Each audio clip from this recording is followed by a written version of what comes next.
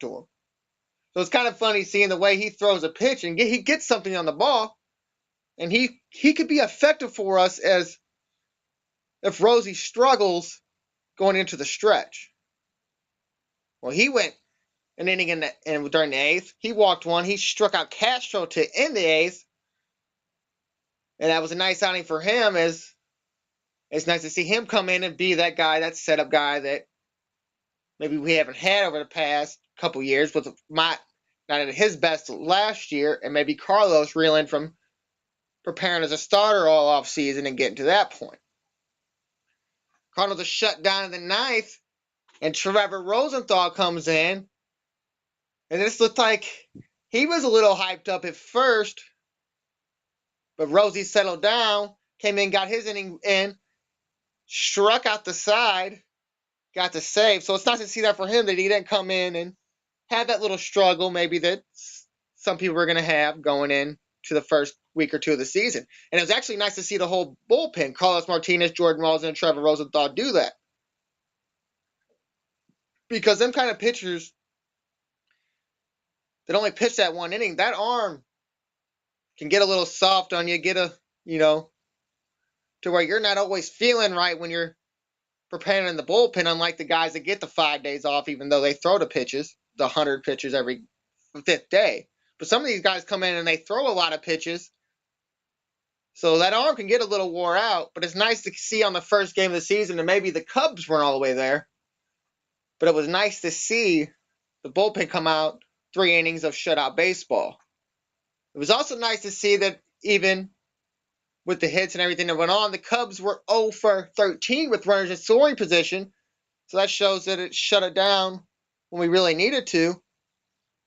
And in the play where the Cubs had a chance to maybe get something going, Johnny Peralta made a nice play up the middle in the seventh to end that inning. So it's nice to see that the defense is working well, and that he looked like he was moving pretty good. He got the ball over there really quickly on a pretty good runner. So it was nice to see that from him. So it was nice to see that Jason Hayward in his first game, probably the star of the game for the Cardinals, 3 for 5. He had run scored. He had a stolen base and 2 doubles. Matt Halliday gets you the 2 RBIs, goes 2 for 4 with the walk. Cardinals were 3 for 14 and runners under the scoring position. And it's the first game. Hey, that's kind of stats that you don't worry about. It was the stat with the 0 for 13. That's nice to see the pitchers doing that.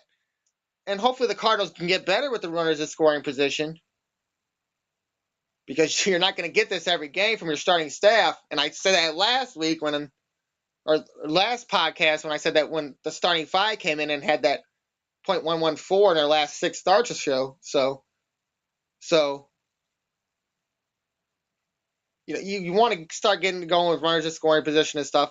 But this is the kind, you're not going to get it every game. And it's nice to see that they had 14 runners in scoring position. That means they're getting on base and getting in scoring position.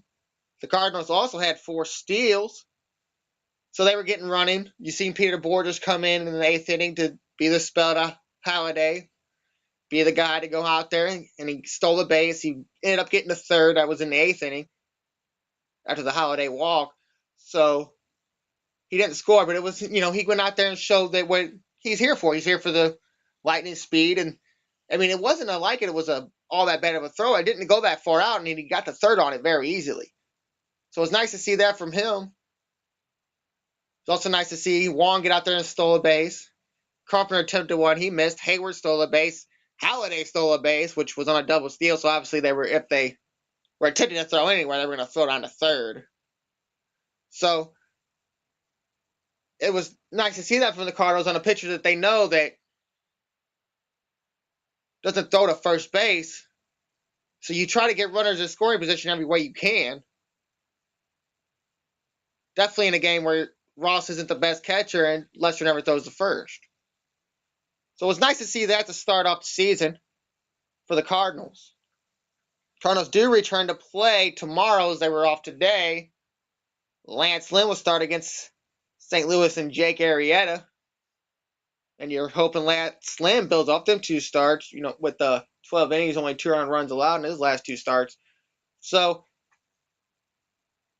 the Cardinals,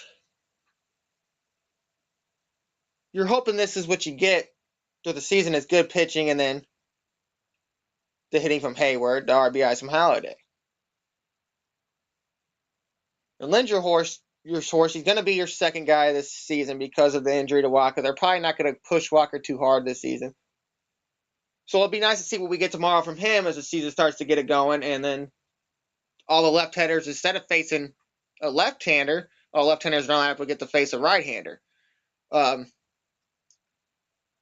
Mark Reynolds did get in the game. He got an out. I think he pitched hit for Carlos Martinez. So you didn't really get to see much of the bench except for Borges getting the stolen base. So early in the season, you probably won't see much of that. They're going to try to let the starters go as far as they want deep in the games if they can do it. So it wasn't a really big spot at the time where he came in. There was a runner in scoring position, but, things happen. But you hope that the Cardinals can build off these type of bullpen things too, with Carlos maybe going to that fifth starter's role, and start the season off right here as we go through Chicago and get to Busch Stadium. All right, we're going to take a break here. We're going to get some Blues hockey next. This is the Sports Blog on the Greater STL Sports Network.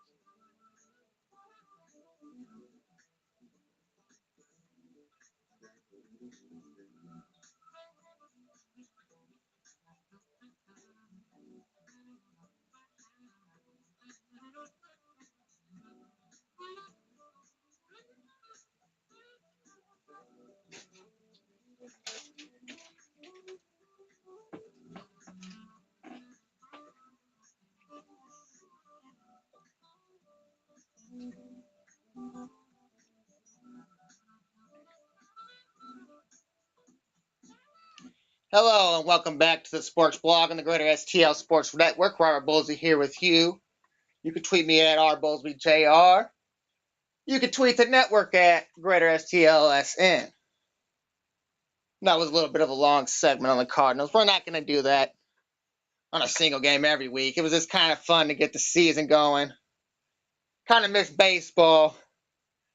It was a little hard to fill that little whole segment with just one game, but it's kind of good to get the season starts to get going and get down the stretch here in the hockey season, as it's just sports time fun for St. Louis. So we'll get to the Blues now. And the Blues played on Friday night against the Dallas Stars. And as we have been talking about the last 2 weeks, since the Minnesota Wild game, how Elliott, as he's played more games, it seems like, he has kind of fallen off a little bit. And then Jake Allen, he's getting his time in there now as Elliott's not playing that great. He's starting to prove what kind of goalie he is. And what a game. It was wild on Friday night as Brian Elliott was in goal.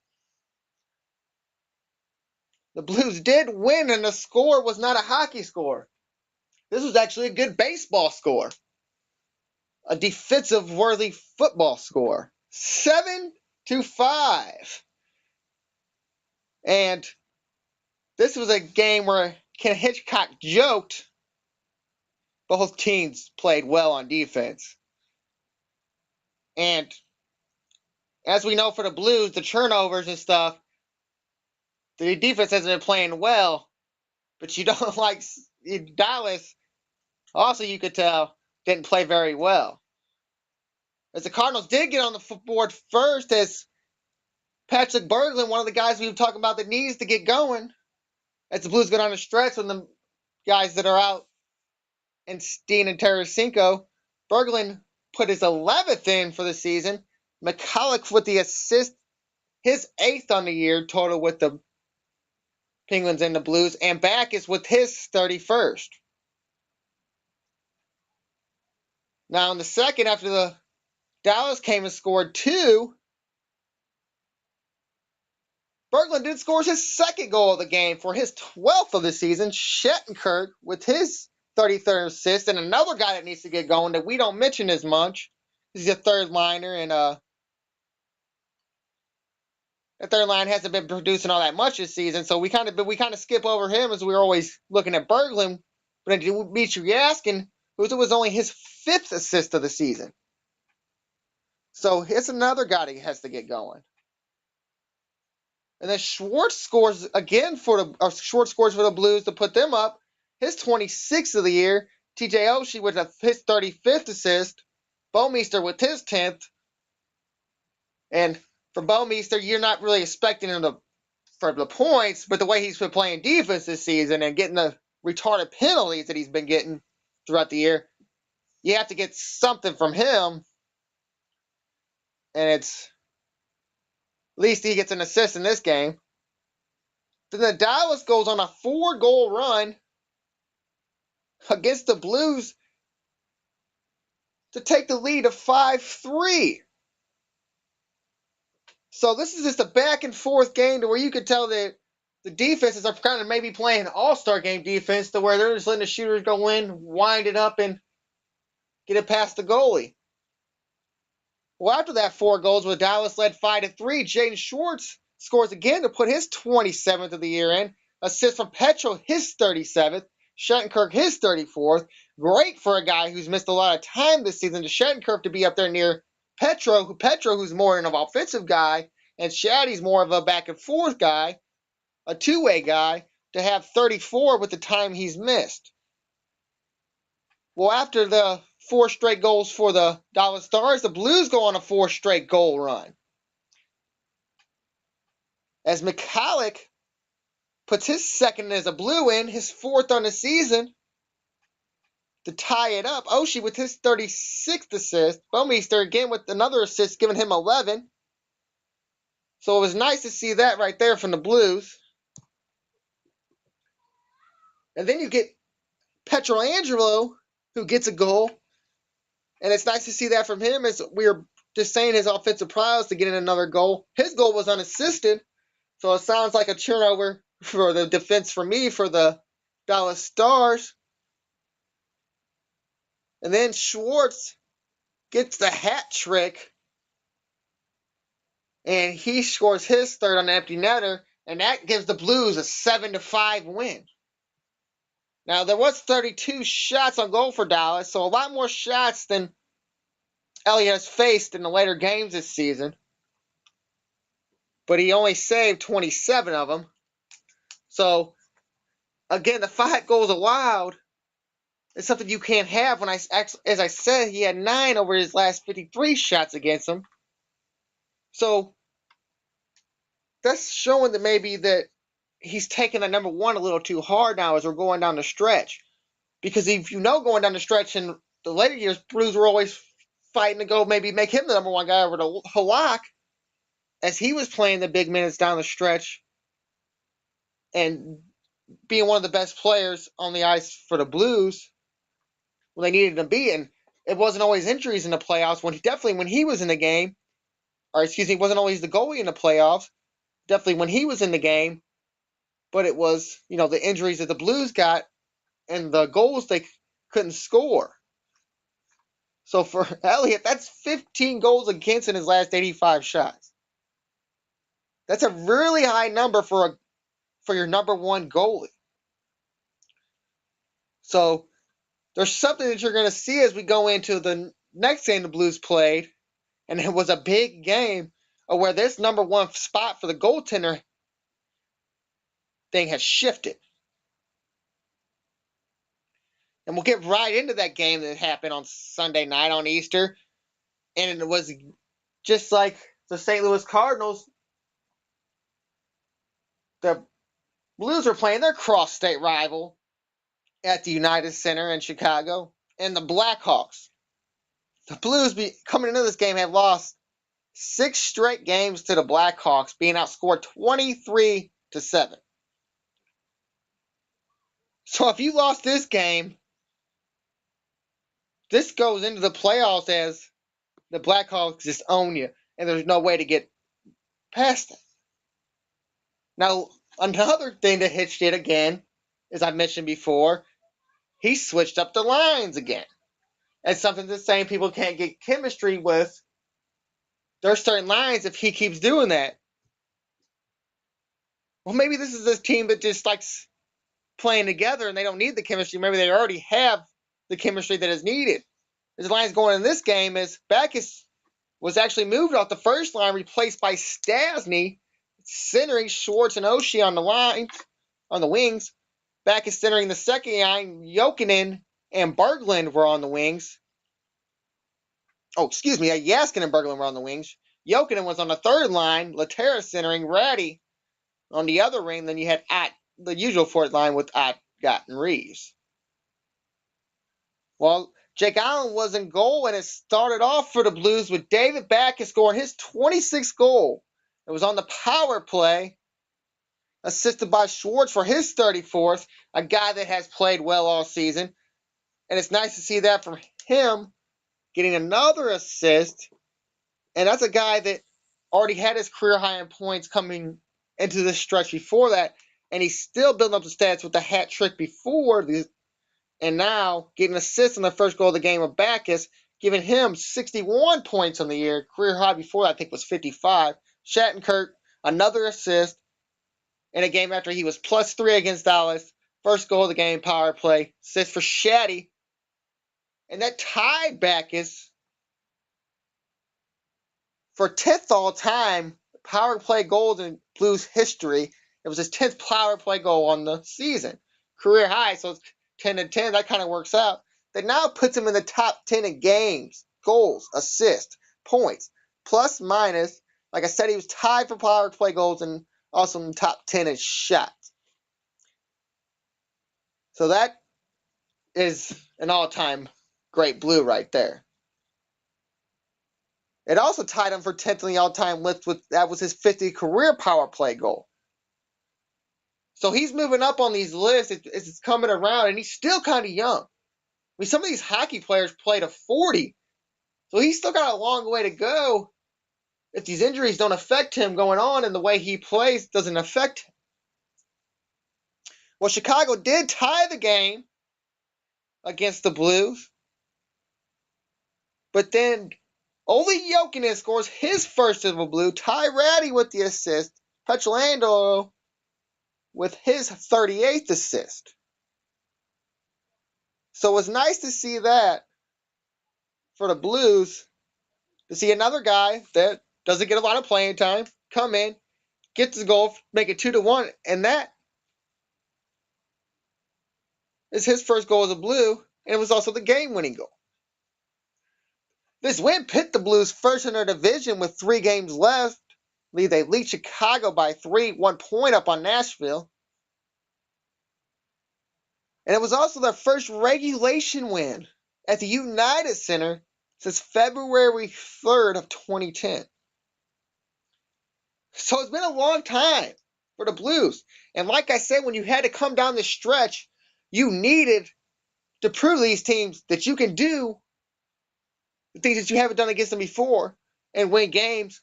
And win at the United Center for the first time in 5 years.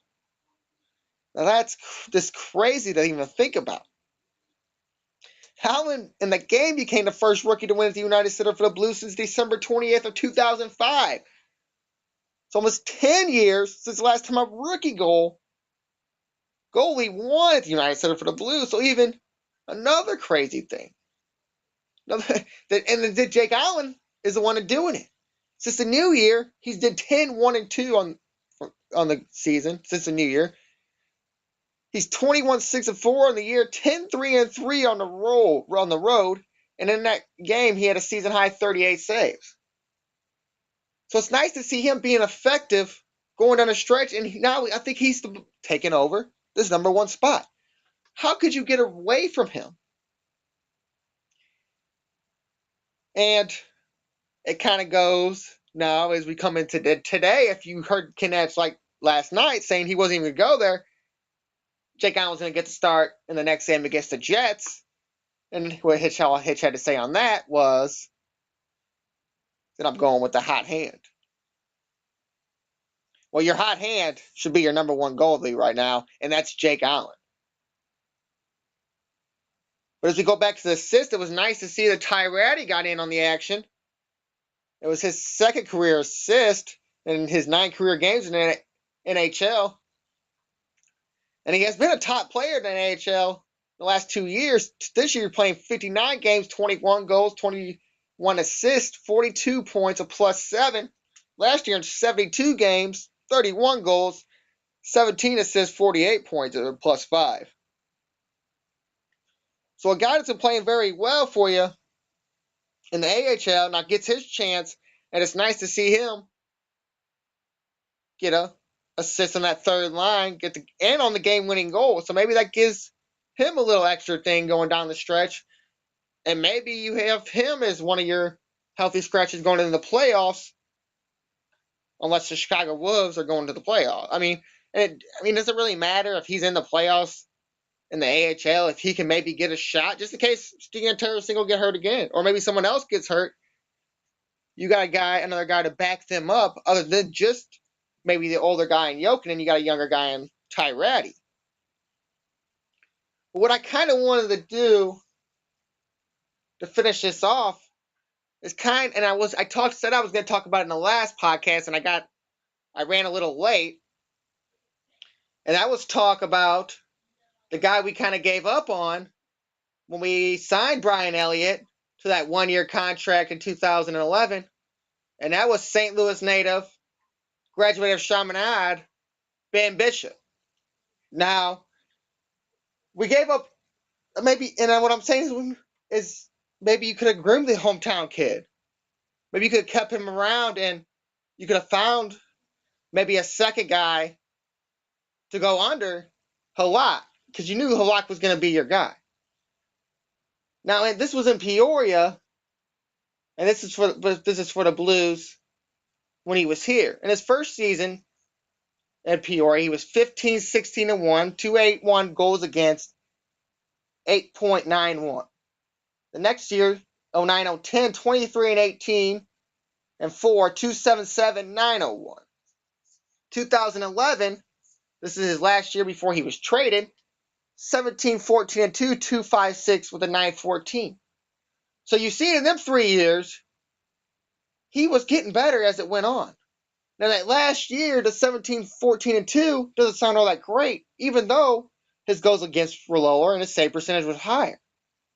Now Elliott did play pretty well, and it was also in the NHL when he was in Ottawa. The first 2 years, 08-09 and 09-010, he was 16, 8 and 3 in 08-09, 2.77 goals against, 902. Had 1 shutout. 09-010, he was 29, 18 and 4, 257 with a 909 with 5 shutouts. Now, getting to the season that Ben Bishop had in the AHL with the 17, 14 and 2, and that he was in the NHL that season and played a total of 59 games, Brian Elliott did. And then 2010-2011 was 15, 27 and 9 with a 339 goals against and an 893 save percentage. Now, I don't see how you could, when your guy that you brought up that's in your system, that you drafted, that's from St. Louis, has much lower that, even though it was in the AHL, almost 1 goal less a game, and how you could give up on him like that to a guy that didn't play that well and was traded from the team that drafted him to Colorado.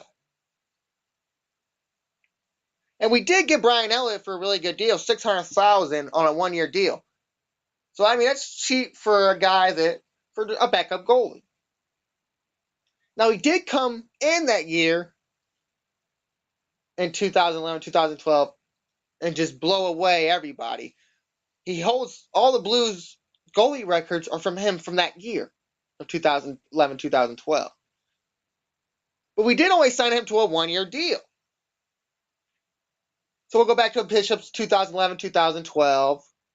For Peoria, he was 24, 14 and 0.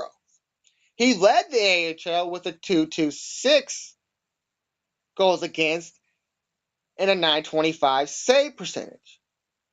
So even though Brian Elliott was playing lights out in the NHL that year for the Blues, Ben Bishop played lights out that year for the Peoria Rivermen.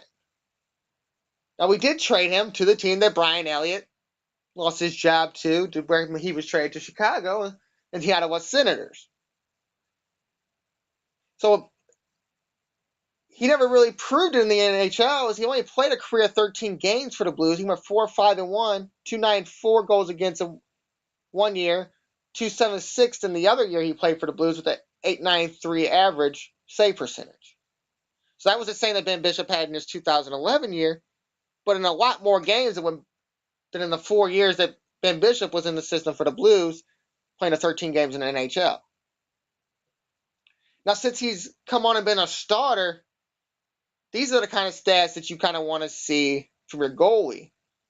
Ben Bishop is 37, 14, and 5 in 2013-14 season. He had 223 goals against with a .924 save percentage. Now this year, he's become just an elite goalie as the season hasn't ended yet, and he's tied his career high with 37 wins, 13 losses, 5 overtime losses. His goals against is a little higher, 236, and he has a .914 save percentage. So it's kind of different to me to see the St. Louis guy who could have been here and could have been your top goalie, because in the long run we picked Elliott over him, and now we picked Elliott over Herlock, even though we gave up Herlock for Ryan Miller. Maybe the St. Louis could have been that guy and been here with the other St. Louis and Paul Stastny, and now you got a real promotion to get to the St. Louis crowd. Now, I know that really wasn't the Tom Stillman group, and it really wasn't Dominic Armstrong. It was the guy that went to Columbus, and I can't really remember his name right now. But that was a guy that I think you would have could have kept around and built something off of. And maybe the guys that seen him as Chaminade play, the coaches and stuff, maybe you get more people going to the Blues games because you have a St. Louis feel. Now, I know it's difficult for a lot of people to play at home, and St. Louis players that play here have said this. It's pretty difficult to play for your hometown team because you always want to be great for your hometown team. But I just wanted to kind of compare that and give you a kind of a different thing to look at other than looking at Jake Allen and Brian Elliott, and go back maybe a little farther to the St. Louis Ben Bishop and Brian Elliott. Well, that's going to do it on the Blues for this segment. We're going to do a little something different here next, right here on the Sports Blog on the Greater STL Sports Network.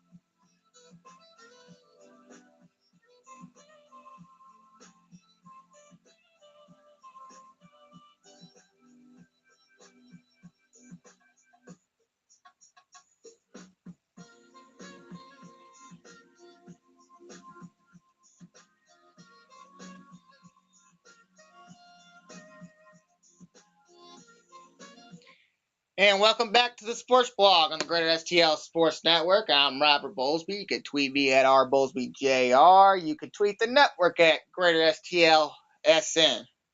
What I'm going to call this segment is a little hometown rundown. What this segment is kind of going to be about is I'm going to kind of go and look at the independent teams, maybe some of the other teams that we can go support.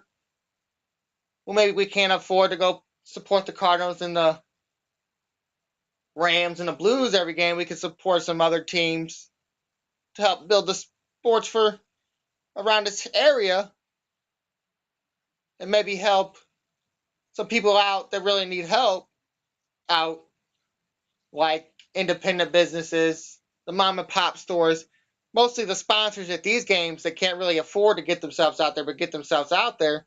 And also for the players that are trying to, maybe make it to the NFL or the CFL or something bigger, or, the MLS or something like that, the Major League Baseball. So, well, let's just run down some hometown things that are going on around St. Louis. And we'll start it off with the indoor football team, the St. Louis Attack. And the Attack played their first home game this season, and they play at the St. Charles Family Arena. And they played the River Grand Valley Soul on Saturday night, and they lost that game. And I had to score, but I think it was 63-40. It was 60. I had said it right here. Sorry, the Attack lost 60-43, and the crowd at the Family Arena was 4,034 fans. So it's kind of a nice showing. I think you can only fit 10,000 in there. So it's kind of a nice showing for an independent football team, and it's kind of nice to see them. And for a team like the Attack, they brought a lot of St. Louis people in to play for the teams. When I was looking at the team, there was a lot of Hazelwood grads. Do you remember Zach Abron from Missouri? So it's kind of cool that they're giving the people from a chance from St. Louis to come out and play for them and get seen on the map. Now, the Attack did win their first game to put their record 1-1 after their loss at home in the earlier part of the season. There's only 6 games left in the season, so make sure you get out there and support one of the hometown teams. Now, the Attack had a little trouble passing in the game as they completed 39% of their passes, while Rio Grande Valley completed 78%. So quarterback Mac McMillan had a little trouble, but you'll probably get over it as he was X-League Offensive Player of the Year. And he was also top quarterback in the X-League last year. And the Attack should be better as time goes on, as they were in the X-League Championship last year. Now, they do play again April 11th against the Bloomington Edge, and it is at the Family Arena. So, it'd be nice if you go check them out. Another team that also plays in the Family Arena and are affiliated with the St. Louis Attack are the St. Louis Ambush. And their news for this season, and it's pretty good news, is Darren Duran returns as their head coach, and it'll be his 14th season coaching St. Louis professional soccer. And Mr. Duran is a legend in St. Louis soccer, kind of like the McBrides. And he's been in St. Louis soccer since 1982, playing for the Steamers, playing for the Storm, played for the Ambush. He came back to the reincarnated Steamers, played to 05 until he retired, and he is also became a player coach with the Ambush when he first started with the Ambush in 1992. So it's nice to see that too, that St. Louis also bringing in soccer legends. Another thing for St. Louis folks to look at, like, oh man, we could go see Darryl Duran. And they also give a lot of the St. Louis kids a chance to come out there and show their things and maybe get into the bigger leagues. The Ambush will play in the newly formed Major Arena Soccer League, and their play starts in the fall this year. Now, we're going to stay on the soccer tip, as it's kind of good for St. Louis as we're trying to build this stadium up as a football stadium, a soccer stadium that's going to be on the riverfront in St. Louis for the Rams. So some soccer games were played in Missouri in the past week. On March 31st at Arrowhead Stadium, Mexico and Paraguay played to a 1-0 Mexican win, and it was attendance of 34,114, and it was the first soccer match at Arrowhead since 2010. And it was also a way for KC to officially enter itself into a 2016 Copa America Centero. It's a 16 tournament where U.S. and Mexico get automatic bids. So they already have kind of a soccer repertoire with Sporting KC. So they're trying to get games to come also to Arrowhead, something that the Cardinals have done with Busch Stadium. And this game at Busch Stadium was actually with the women as the national team for the United States play the New Zealand woman. U.S. won 4-0, and it was a record-setting crowd at Busch of 35,817. St. Louis native Larry Chapini scored in the game in the 46th minute after being subbed in. She was also named Woman of the Match. So it was nice to see that a St. Louis native got to score, named Woman of the Match in her hometown. And from what I've seen on Twitter, she was posting pictures of her going to Ted Drew's. So a nice treat for her in her hometown. She gets to score in a soccer game, gets at Busch Stadium of all places. Not many girls get to play there, so it was probably a big stage for her in her hometown. Now the crowd was the largest crowd to watch a standalone women's game for the national team in history. It was the third largest crowd for a national women's game and friendlies matches. So that's kind of cool to see St. Louis come out and support soccer when we have kind of preached for years that we would be a good soccer town, almost as good as we'd be a good football town. And they showed it with the record-setting crowd. And this is something to build on to get that MLS team. They can look at this and say, wow, they're going to show up like this to a women's soccer game. Imagine they would do to a major soccer event if they have their own team. And then you could go with, hey, we would have a rival in Sporting KC. And now you could have home-and-home matches at Busch and Arrowhead. Or even with the Kauffman Stadium. Or something like that. Just to play in different stadiums. And, I don't think the Rams would be too unhappy if the Cardinals played one game a year, or if a St. Louis soccer team played a game at Busch Stadium once a year. And maybe it's just a friendly. Maybe it's a friendly before the season, a preseason game for soccer, and they just play against each other just for fun of it, like a cup, like the Governor's Cup, like KC and St. Louis does in the preseason sometimes. So it's kind of cool to see the Cardinals, or the soccer being supported when we need the stadium to keep our football team. And that could be a big swing for the NFL to say, hey, if they can do this, that's going to bring us MLS team there. That means they can support the football team. And then MLS can look at this and say, hey, we're looking to expand, and this would be a good city to expand to. So it's kind of nice to see something different and try to get, maybe another major sport in the St. Louis area that other people like and get some support. All right, we'll move on to the River City Rascals of baseball. And they'll start their season on May 8th at TR Hughes against the Frontier Grays. And it should be a good season for the Rascals as they're returning their whole infield. And it's after a season in which they were the runner-up in the Frontier League Championship. So it'll be nice to see, something different. See players that, you never know. Because you could see in the major leagues one day from St. Louis and all around United States playing right here in your backyard in O'Fallon. So as it goes on and we get a little more, I would have got more stats from the attack game, but they weren't up. So if it goes on, this segment will get better. We'll have a little more stats. We'll see who's playing well and who has a chance to maybe come up and go to things on better.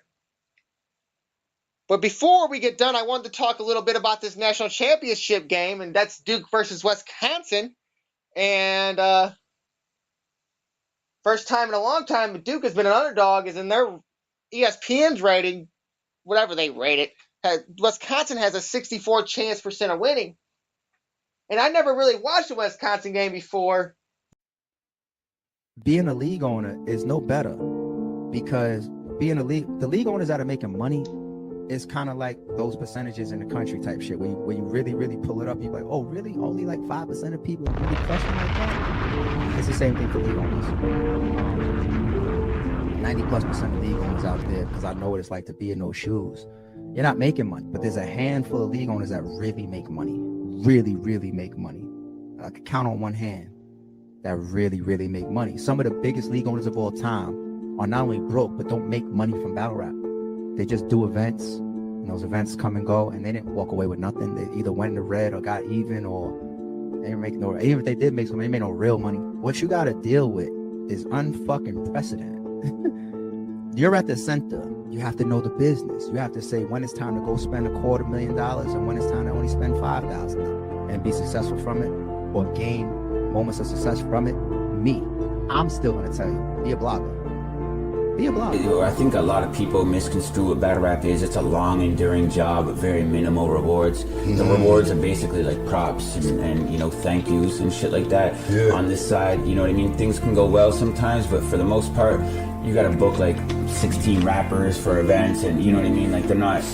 logistics. Yeah, it's a lot of logistics, right? So it's a lot of work, and it's a very thankless job, bro. Like, the people like us that stick through it, man, we go through tough times, man. It's really, you gotta have like tough fucking skin to make it to the battle rap world. There's been thousands of leagues, and literally like 3 still exist. It's not recoupable. When we had like, you know, our strategic partners available, you know what I'm saying? We had extra cushion to, like, you know what I mean, try to make it interesting. YouTube partnerships ain't paying. It's like, where the money's coming? Where's the money coming from? I don't know what they do. If I have a budget, I'm gonna let people know what I have for them. Gotcha. If they want to take it, they can take it. If they don't, then, you know what I mean, I'm going on to the next person. Like, and ain't no ROI on the investment, then, you know what I mean, it's not gonna make sense. I am the coach. That's how I am the coach. Who else is shaking it up? I'll speak in 2024. I'ma speak. Anybody say my name, I'm addressing everything. I'm not sparing nothing, and I'm coming with receipts. Thank y'all for tapping into the Arch Madness podcast. Long time coming. Been trying to get this done before 314 day. I mean, I'm a day ahead. So, you know, I have no idea what the fuck I'm doing. That's the first thing. That's why it took me so long. I have no idea what I'm doing at all. Not with the microphone, not with the programs, not with anything. I have no idea what the fuck I'm doing. You know, but I do know how to do this. Hey, yo, the socials are at the bottom. Arch Madness Podcast on Facebook, at SG4L _Arch 314, and at the Arch Madness Pod on Twitter or X, whatever the fuck you call it. The Arch Madness Podcast on YouTube.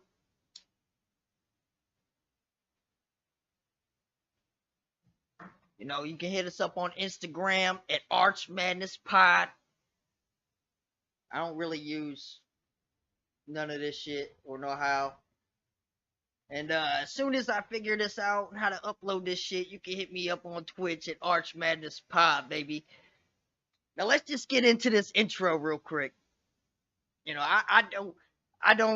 I'm pretty speechless on the concerted effort to not pay battle rappers more. That's basically what I see this as. I see this as a joint effort between the leagues. They emailed each other or something, got in a fucking group chat or something, and they said, "Hey man, we can't pay these motherfuckers no more."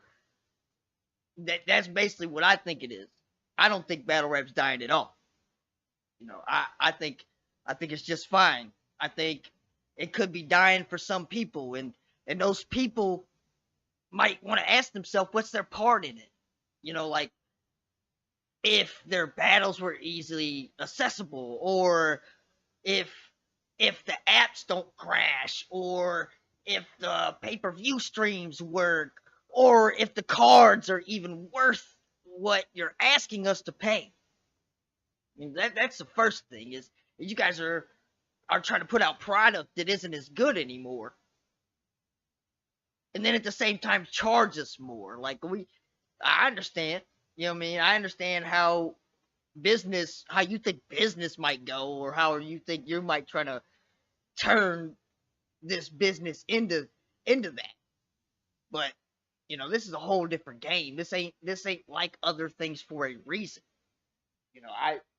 It's just like, why are they pushing the narrative? Why aren't they going after more? Why aren't they trying to keep it alive? That's the first thing, is if you guys are the big three battle rap league owners and you guys are saying battle rap is dying, the fuck does that say? I mean, what the fuck does that say about y'all for the most part? Because I don't think the rest of us feel that way. I don't think any of us feel like battle rap is dying. I don't feel like, it's just like, you want the whole culture to feel threatened. It's like a scare tactic. I don't know what you want from the casual fans. They were casual to begin with. You guys want them to. It's like you guys want them to turn this into something it's not. They can't turn it into something it's not. It's like a lot of these people, this is just like a hobby. It's just something they do or something they watch. It's like it's a niche market. You know what I mean? It can be big, but not through the avenues that y'all are pushing it at. That's why I hate. That's why I hate the three big league owners. I hate them. You know what I mean? I can't stand them. We need better representation. We need real representation. We need manly representation. It's like you got ARP. He be in his feelings, dog. He be romanticizing the battles. He be in there with the candlelit battles, and y'all be letting him do it. Y'all let him put you in the moonlights if you want to. I felt weird getting the intro clip, to be honest. I just feel like, that's the first battle rap league that has a tier mark instead of a watermark. You know what I mean? It's just weird, like industry plant vibes. Like, feel like he used to run down the hallway like an anime character. He's really like emotional. You know what I mean? You know what I mean? Them steroids got you all emotional and mushy.